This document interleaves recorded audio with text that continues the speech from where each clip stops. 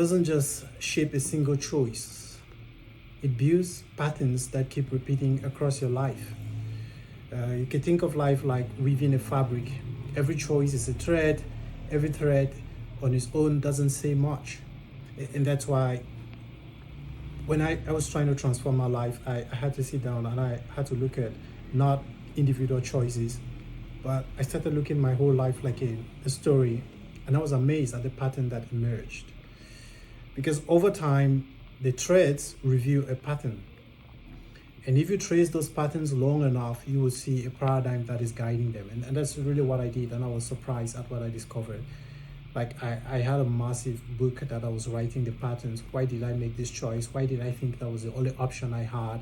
And all of that, and moved into all the different choices. And I was amazed at the pattern that I saw.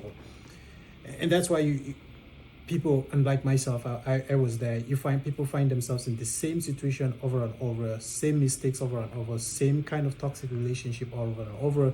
They move from one relationship and enter the next that is exactly the same over and over. Different jobs, same frustration, different partners, same conflict, different cities, same emptiness. The common denominator is not the changes, it's not what happened before or now. The common denominator is always the lens, the paradigm that is shaping it.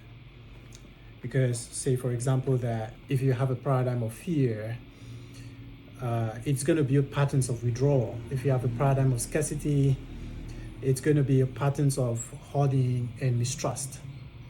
A paradigm of hope builds resilience, of trying again, of picking yourself up when you fail, of bouncing back.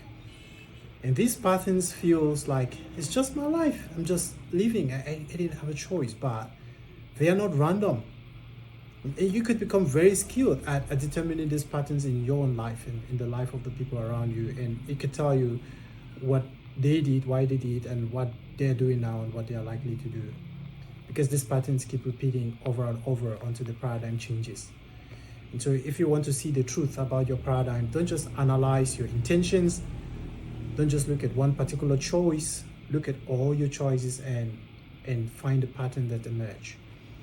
And your repeated experiences would come forth as a clear mirror of the lens that is governing your life. So change that paradigm.